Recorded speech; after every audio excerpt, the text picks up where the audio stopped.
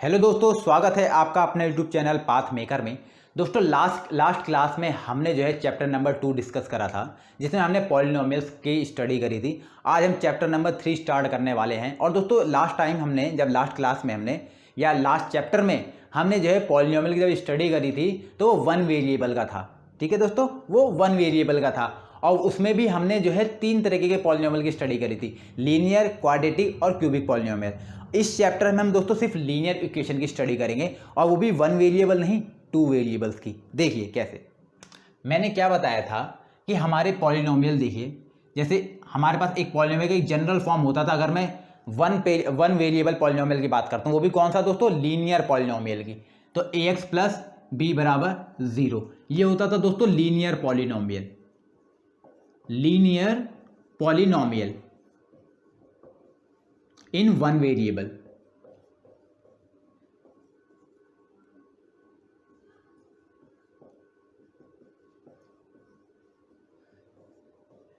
One variable में हुआ करता था दोस्तों। कैसे आपको 1 वेरिएबल कैसे पता दोस्तों? क्यों? क्योंकि यहां पे सिर्फ वेरिएबल सिर्फ x है, यहां पे वेरिएबल सिर्फ x है। बाकी ये दोनों तो दोस्तों क्या है, ये दोनों कांस्टेंट हैं। क्या है दोस्तों? कांस्टेंट है। ठीक है, लेकिन अब हम दोस्तों जो डिस्कस करने वाले हैं उसमें भी हम 2 वेरिएबल्स के बारे में पढ़ने वाले हैं, और वो भी 2 वेरिएबल्स में कौन दोस्तों, लीनियर पॉलिनोमियल। ठीक है, लीनियर पॉलिनोमियल क्यों बोल रहा हूं? क्योंकि इसकी जो मैक्सिमम पावर है वेरिएबल को कितने दोस्तों, 1 है, और इसमें वेरिएबल सिर्फ x ही है और कोई वेरिएबल है नहीं, तो इसलिए 1 वेरिएबल लीनियर पॉलिनोमियल हुआ। ठीक है, लेकिन अब मैं डिस्कस करने वाला हूं दोस्तों जैसे ax plus b y plus c बराबर 0। इसका मतलब है दोस्तों इसमें जो है 2 वेरिएबल है। कौन कौन से दोस्तों? एक x वेरिएबल, एक y वेरिएबल। कितने वेरिएबल दोस्तों? 2 वेरिएबल हैं। ठीक है, 2 वेरिएबल हैं, और इन दोनों वेरिएबल की जो मैक्सिमम पावर है दोस्तों कितनी है, 1 है। ठीक है, अगर मैक्सिमम पावर इसकी 1 है तो मैं इसमें क्या कहूंगा दोस्तों, 2 वेरिएबल लीनियर पॉलिनोमियल। ठीक है, 2 वेरिएबल लीनियर पॉलिनोमियल। ठीक है, देखिए अब मैं इसे समझाता हूं। इसको क्या है दोस्तों, क्या है, मुझे इसका जो एक आइडिया होना चाहिए कि मैं इस चैप्टर में पढ़ने क्या वाला हूँ, किसके बारे में पढ़ने वाला हूँ। ठीक है, देखिए ये तो मैंने बता दिया कि 2 वेरिएबल लीनियर पॉलिनोमियल क्या है, वो ये है ax plus b y plus c बराबर 0। ये तो हो गया 1 वेरिएबल लीनियर पॉलिनोमियल। ठीक है, अब सॉरी 2 वेरिएबल लीनियर पॉलिनोमियल। ठीक है, अब मैं बताऊं दोस्तों पेयर ऑफ लीनियर इक्वेशन, यानी हम अगर 0 के बराबर रख देते तो हमारी इक्वेशन बन जाती है। ठीक है, अगर अब बता रहा पेयर, इसका मतलब दोस्तों हमें जो है 2 लीनियर इक्वेशन के बारे में बात करनी है जो कि 2 वेरिएबल्स की होंगी। ठीक है, अगर मैं इसे ये हमारी एक लीनियर इक्वेशन है, मैं इसे a1 मान लेता हूं, इसे b1 मान लेता हूं। ठीक है, तो दूसरी मेरी क्या होगी दोस्तों, a2x plus b2y plus c1 मान लूँ तो दूसरी क्या होगी, c2 बराबर 0। तो दोस्तों ये क्या हो गया, pair of linear equation in 2 variable. ठीक है, हम इसी की स्टडी करने वाले हैं और इसी में ही हम जो है अपना जो है ज्योमेट्रिक मेथड अपनाएंगे और इसे ग्राफ पे जो है ग्राफ पे इसे प्लॉट करके हम बताएंगे इनके जो जीरोस का नेचर क्या है। ठीक है, चलिए देखिए दोस्तों एग्जाम्पल है आपके सामने। ये क्या है, एग्जाम्पल दोस्तों आपको समझाने के लिए है कि ये किस तरीके से पेयर ऑफ लीनियर इक्वेशन किस तरीके से फॉर्म होती है, क्योंकि ये हमें जो एक लैंग्वेज की फॉर्म में दिया हुआ है, एक भाषा के तौर पे दिया हुआ है, और उस भाषा से हमें एक जो है लीनियर इक्वेशन बनाने, बल्कि एक नहीं बल्कि 2 लीनियर इक्वेशन बना ली, वो भी 2 वेरिएबल्स की। देखिए कैसे, हमें इसमें पहले एग्जाम्पल दिया हुआ है इंट्रोडक्शन में दोस्तों। देखिए Akhila went a fair in her village, यानी अखिला जो है एक लड़की है जो कि एक मेले में जाती है, अपने गांव के एक मेले में जाती है, और वो जो है इंजॉय करती है, इंजॉय करना चाहती है एक जाइंट व्हील पे। दोस्तों घूमने वाला होता है, एक झूला होता है टाइप उसमें, एंड प्ले हुपला, और एक हुपला गेम होता है। उस गेम में क्या करते हैं, तो रिंग डालते हैं। जैसे कोई हमारे पास ऑब्जेक्ट रखा होता है, हम अगर उसमें रिंग डाल देते हैं तो वो जो ऑब्जेक्ट होता है वो हमारा हो जाता है, उसके कोई चार्ज वगैरह लगता है। ठीक है, तो वो 2 गेम खेलना चाहती है। लेकिन अब दोस्तों कोई भी मेले में जाता है तो उसके पास लिमिटेड पैसा होता है, तो कुछ लिमिटेड पैसा लेकर जाती है। ठीक है, तो वो कितने रुपए लेके जाती है दोस्तों, वो टोटल जो है 20 रुपये लेके जाती है। ठीक है, टोटल 20 रुपये लेके जाती है। ठीक है, and if ring covers any object you get the number of times he played hoopla. ठीक है, अब देखिए वो कितने, अब बता रहे हैं कि 20 रुपये में वो कितनी बार हुपला खेलेगी और कितनी बार उस जाइंट व्हील पे राइड करेगी। ठीक है, कितनी बार जाइंट व्हील पे राइड करेगी। तो मैं मान लेता हूं इसमें कि अखिला जो है, अखिला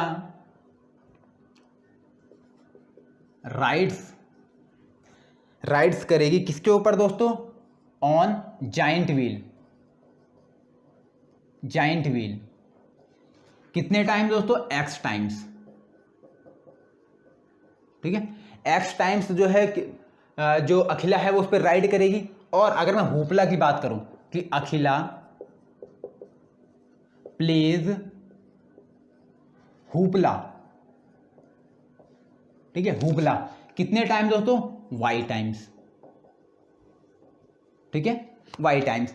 अब देखिए दोस्तों, अकॉर्डिंग टू क्वेश्चन क्या बोलता है ATQ, अगर मैं कहूं ATQ बोलता है कि number of time she played hoopla, number of time she played hoopla, ये होपला। ठीक है, ये जो नंबर यानी ये number of time she played hoopla यानी y। ठीक है, y hoopla is the half number of ride she played on giant wheel, यानी इसका जो है क्या है दोस्तों? हाफ है। यानी होपला जितनी बार भी खेला वो व्हील पे राइड करने के क्या है?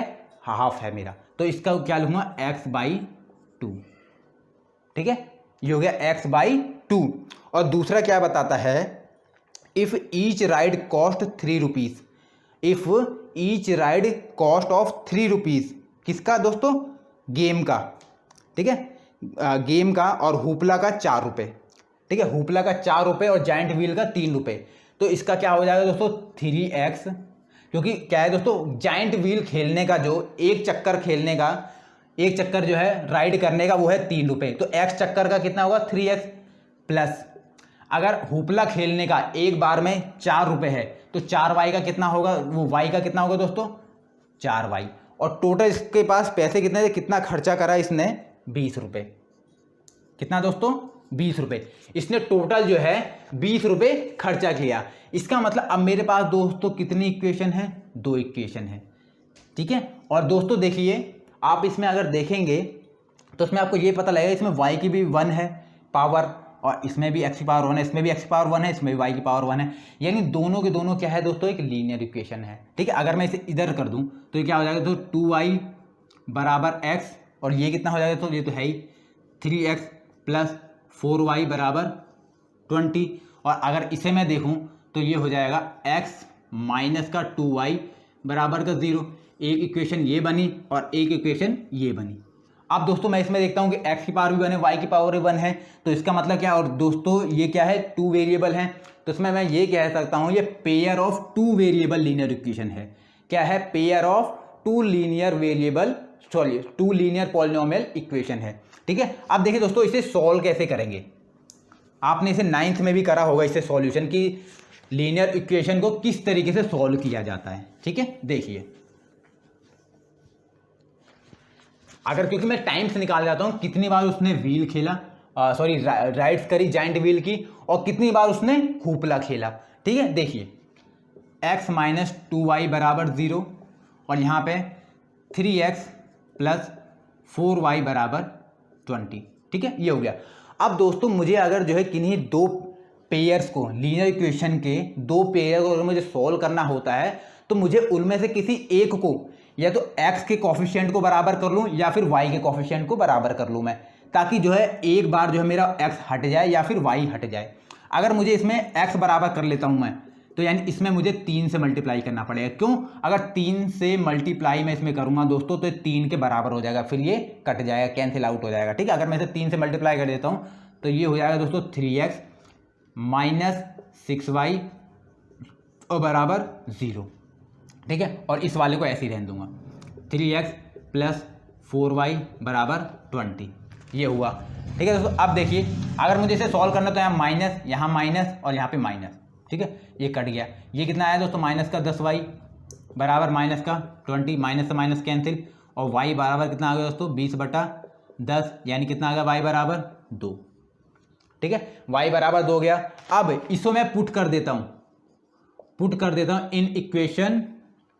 आप इसे इन इक्वेशन इसमें पुट कर दीजिए, इस वाले में, चाहे वैसे आप किसी में भी पुट कर दीजिए, आंसर सेम ही आएगा। आप इसमें पुट कर दो 2 वाले में।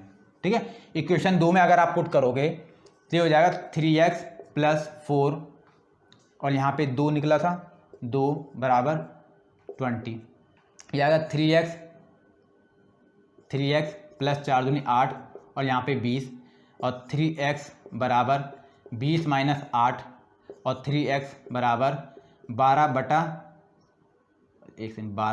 और यहाँ पे x बराबर 12/3 यानी x की वैल्यू कितनी आ गई दोस्तों 4।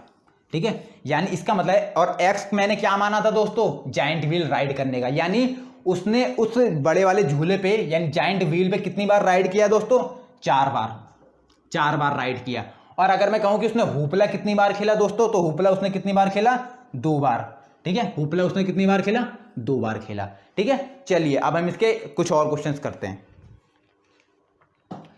देखिए दोस्तों, जब मैं 9th क्लास में आपने ये चीज देखी होगी कि जब भी मैं किसी एक, हमारे पास एक लीनियर इक्वेशन हुआ करती थी 2 वेरिएबल्स की, कुछ इस टाइप की हुआ करती थी, जैसे 2x प्लस 5y बराबर 2 ऐसे करके हुआ करता था। तो मैं क्या करता था दोस्तों, एक जो ऐसी टेबल बनाता था। ठीक है, एक ऐसी टेबल बनाता था मैं इसे 9th क्लास में दोस्तों। ठीक है, 9th क्लास में मैं कैसे करता था कि x प्लस वाई रखता था, उसके बाद मैं क्या करता था, x की वैल्यू रखता था। मान लो पुट करो x बराबर 1, x बराबर 2। ठीक है, ऐसे ऐसे मैं करता था, x बराबर 2, x बराबर 3, ऐसे मैं करता था। और x की वैल्यू जैसे रखता था फिर y की वैल्यू निकल जाती थी, करता था ना दोस्तों। अगर मैं इस तरीके से करता तो यहाँ पे कुछ डिफरेंट वैल्यू आती थी, इन सब की एक डिफरेंट वैल्यूज आया करती थी। और उसके बाद मैं क्या करता था दोस्तों कि उसे मैं जो एक ग्राफ पर, इस ग्राफ पर, ठीक है, एक्स और वाई कोऑर्डिनेट्स पे मैं इसे ड्रॉ करता था, प्लॉट करता था। और वो कुछ इस तरीके का जा सकता था, ऐसे जा सकता था, ऐसे जा सकता था, वो किसी भी तरीके से जा सकता था, यानी एक स्ट्रेट लाइन बनता था। क्या बनता था दोस्तों, स्ट्रेट लाइन। अब दोस्तों मैं एक चीज बताता हूं आपको कि स्ट्रेट लाइन ही क्यों बनता है इसके अंदर स्ट्रेट लाइन ही क्यों बनता है। तो उसका देखिए रीजन क्या है दोस्तों, देखिए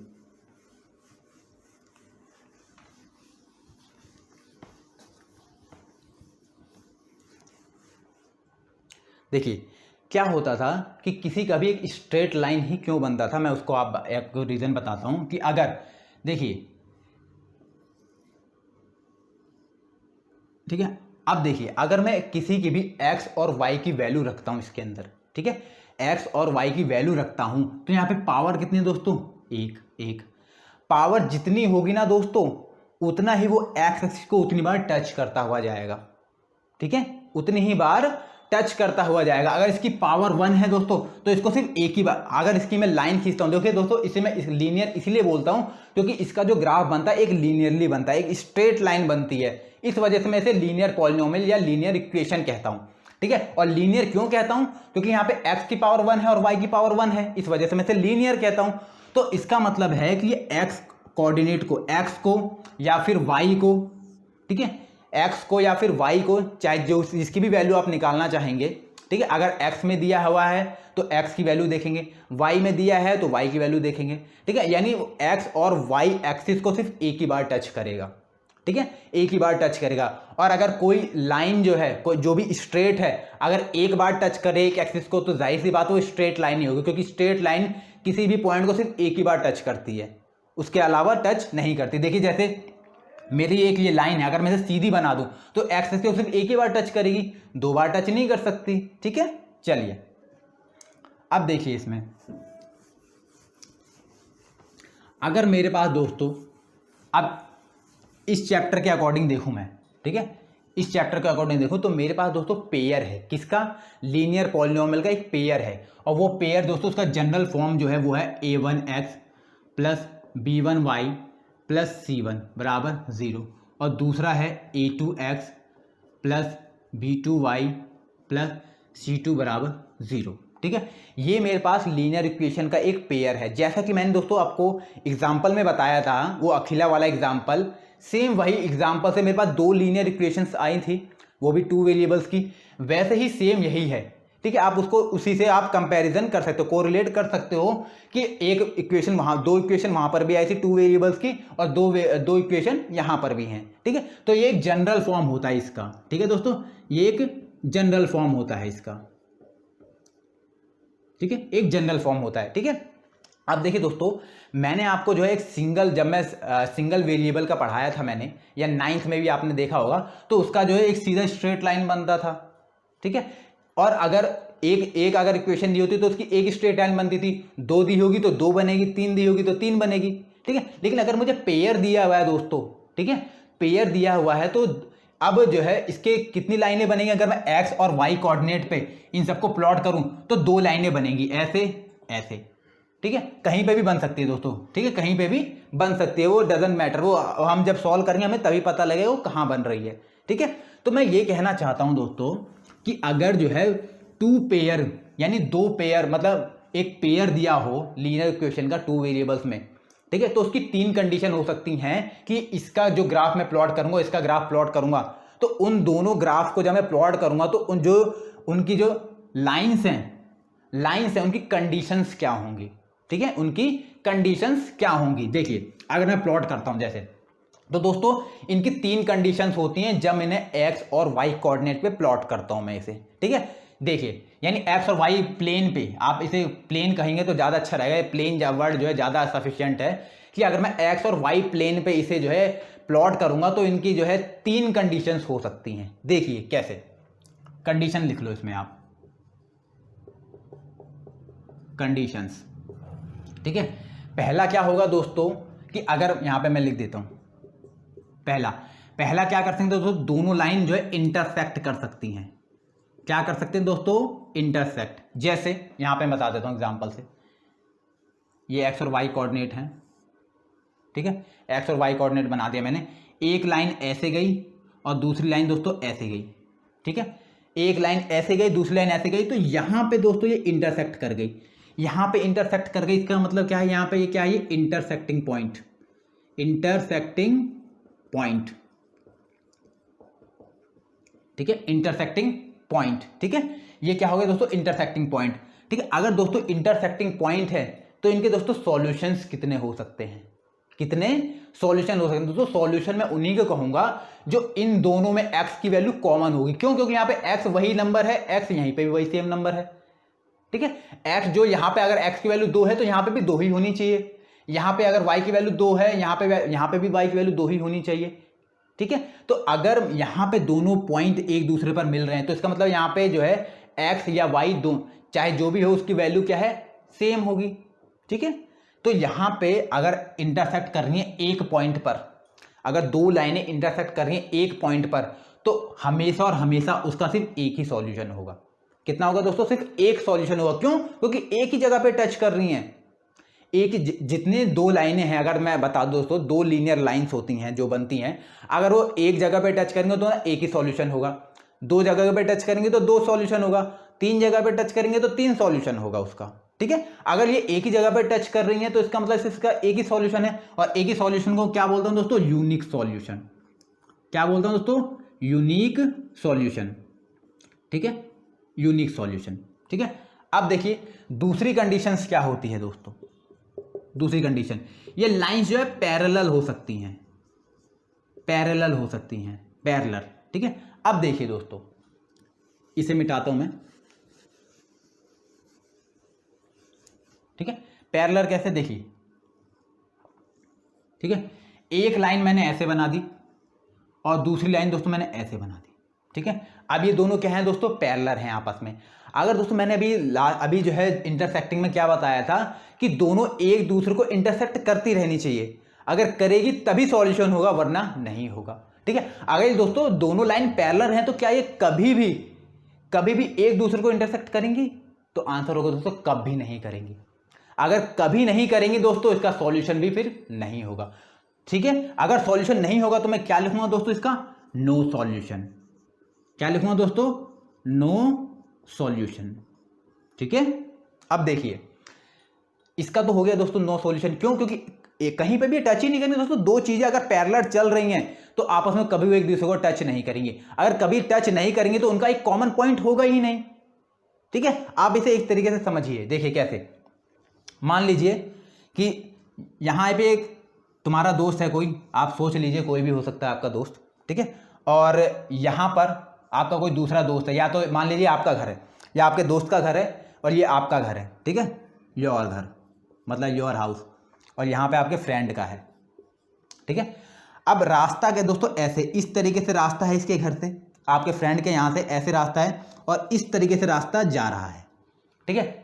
मतलब इसको एक दूसरे दोस्त के यहाँ जाना है, दूसरे दोस्त का घर यहाँ पर है, आपका भी वो कॉमन फ्रेंड है, आपको भी जाना है वहाँ पे, तो आपका रास्ता कुछ ऐसे है, ठीक है। फिर आप ऐसे जाएंगे, ठीक है। अगर दोस्तों मैं कहता हूँ कॉमन पॉइंट क्या है, आप इस फ्रेंड से कब मिलेंगे, तो आप कहेंगे जब मेरा दोस्त यहाँ से आएगा और ऐसे जाएगा और मैं यहाँ से आऊँगा, तब मैं ये कॉमन पॉइंट मैं यहाँ पर मिलूंगा इस दोस्त से मैं यहाँ पर मिलूंगा। अगर मुझे इस दोस्त के यहाँ जाना है तो मैं ऐसे आऊँगा और ऐसे जाऊँगा, और अगर इस दोस्त को भी मुझे मिलना है तो मैं इस पॉइंट पर मिलूंगा, ठीक है। लेकिन अगर मैं यहाँ कहूँ कि अगर आपको जो है, आपका घर यहाँ पर है, एक दोस्त का घर यहाँ पर है, आपको इस दोस्त के यहाँ पर जाना है, ठीक है, आपको इस दोस्त के यहाँ जाना है, ठीक है। तो आप ऐसे जाएंगे और ये दोस्त आपका ऐसे जाएगा इससे मिलने के लिए, यानी पैरेलली चलेंगे, यानी ये तो आपस में आप कभी भी नहीं मिलोगे कहाँ पर, उसके घर पर मिल सकते हो बस, जहाँ पे एंड पॉइंट है, ठीक है, वरना आप रास्ते में कहीं पर भी नहीं मिल पाओगे, ठीक है, जब तक आप चल रहे हो। तो इसका मतलब आप में कभी कोई कॉमन पॉइंट है ही नहीं, आप मिलोगे ही नहीं, आप समझ रहे हैं ना, कॉमन पॉइंट है ही नहीं, तो इसका मतलब क्या, आप पैरेलल चल रहे हो उसमें, ठीक है। चलिए अब देखिए अब तीसरी कंडीशन क्या बनती है दोस्तों। तीसरी कंडीशन क्या बनती है दोस्तों, कोइंसिडेंस लाइन, कोइंसिडेंस। इसका मतलब क्या है, देखिए कोइंसिडेंस का मतलब क्या है कि ये देखिए कोइंसिडेंस, जैसे मेरे दोस्तों मैंने एक लाइन एक इक्वेशन की मैंने बना रखी है, और जब मैंने दूसरी लाइन ड्रॉ करी दोस्तों, दूसरा उसका प्लॉट मैंने जो है दूसरी लाइन का मतलब दूसरी इक्वेशन को मैंने प्लॉट करा मैंने इस पे, तो दूसरी लाइन भी इसी के ऊपर से गई, इसी के जस्ट ऊपर से इसे ओवरलैप करती हुई गई दोस्तों, इसने ओवरलैप कर इसे ढक लिया, ठीक है। अगर इसने इसी लाइन को ढक लिया दोस्तों, तो अब बताओ ये कितनी जगह पे टच करेगा, तो दोस्तों आप कहेंगे बहुत बार टच करेगा। कहाँ कहाँ टच करेगा, हर जगह पे टच करेगा, वो हर जगह पे टच करेगा। तो दोस्तों हम कह सकते हैं इसके बहुत सारे सॉल्यूशन होंगे, क्योंकि मैंने बताया था कि अगर दो लाइनें एक दूसरे को जितनी बार टच करेंगी और जहाँ जहाँ पर टच करेंगी उसको जो उतने ही सॉल्यूशन होंगे, ठीक है। तो दोस्तों ये तो इसके ऊपर ही है, अगर इसके ऊपर ही है तो दोस्तों हर जगह से टच कर रहा है ये, तो इसके बहुत सारे सॉल्यूशन हो सकते हैं इसके। तो दोस्तों मैं इसे क्या कहूँगा, कोइंसिडेंस के मैनी सॉल्यूशन कहूँगा। क्या कहूँगा दोस्तों, मैनी सॉल्यूशन, ठीक है। अब देखिए दोस्तों अभी तक मैंने ये बताया आपको कि ये ग्राफिकली मैंने इसे जो बताया कि अगर आपको ग्राफ दिया हो तो आप किस तरीके से बता सकते हैं कि लाइनें जो हैं इंटरसेक्ट कर रही हैं, पैरेलल हैं या कोइंसिडेंट हैं, ठीक है। तो आपको देख के पता लग जाएगा। दूसरी की बात क्या पता लगेगी दोस्तों, इसका सॉल्यूशन क्या होगा। क्यों, अगर इंटरसेक्ट कर रहा होगा तो यूनिक सॉल्यूशन होगा, यानी कि इसका केवल एक ही सॉल्यूशन होगा, ठीक है, केवल एक ही सॉल्यूशन होगा। और अगर जो है पैरेलल जा रही हैं, दो लाइनें ऐसी पैरेलल जा रही हैं, इसके पैरेलल जा रही है, तो इसका कोई भी सॉल्यूशन होगा। क्यों, एक दूसरे को टच ही नहीं कर रही, वो इंटरसेक्ट ही नहीं कर रही, तो इसका नो सॉल्यूशन।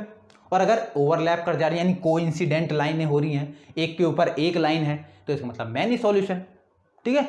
देखिए दोस्तों अब ये तो मुझे ग्राफ देख के पता लगा कि किन्हीं दो पेयर का मैं ग्राफ देख के बता सकूं उसके सॉल्यूशन कैसे होंगे, ठीक है। लेकिन अब जो दोस्तों मैं आपको जो बताने वाला हूं, आप जो इक्वेशन देखेंगे, आप इक्वेशन देखकर ही बता देंगे कि उसके कितने सॉल्यूशन होंगे या कितने नहीं होंगे, कि यूनिक सॉल्यूशन होगा, नो सॉल्यूशन होगा या मैनी सॉल्यूशन होगा, आप देख के बता सकते हैं। चलिए दोस्तों अभी तक हमने जो है क्या करा था, हमने ग्राफिकली देखा था। ग्राफिकली क्या देखा था कि जो हम एक लाइन प्लॉट कर रहे हैं, लीनियर इक्वेशन की जो लाइन प्लॉट कर रहे हैं उसका नेचर क्या होगा। देखिए जैसे मैं एक लाइन ऐसे प्लॉट कर रहा हूँ, दूसरी लाइन ऐसे प्लॉट कर रहा हूँ, तो इसका नेचर क्या था दोस्तों कि ये इसका नेचर ये था कि दोनों लाइनें एक दूसरे को इंटरसेक्ट कर रही हैं, ठीक है, इंटरसेक्ट कर रही हैं। दूसरा क्या था दोस्तों, ये पैरेलल हैं, और दूसरा क्या है दोस्तों, ये कोइंसिडेंट है, ठीक है, कोइंसिडेंस है। तो अब दोस्तों अब मैं एक तरीका और है कि ये तो दोस्तों हो गया ग्राफिकली मेथड, ठीक है, ये हो गया ग्राफिकली मेथड। अब मैं देखते ही कैसे बता सकता हूं, ठीक है, देखते ही कैसे बता सकता हूं, दो अगर मुझे पेयर दिए होंगे लीनियर इक्वेशन के दो वेरिएबल्स वाले, मैं देखते ही कैसे बता सकता हूं कि ये इंटरसेक्ट करेंगी लाइन, कोइंसिडेंस होंगी या फिर पैरेलल होंगी। तो दोस्तों उसका एक सिंपल एग्जांपल है, सिंपल एक कंसेप्ट है, वो मुझे रेशियो देखना है।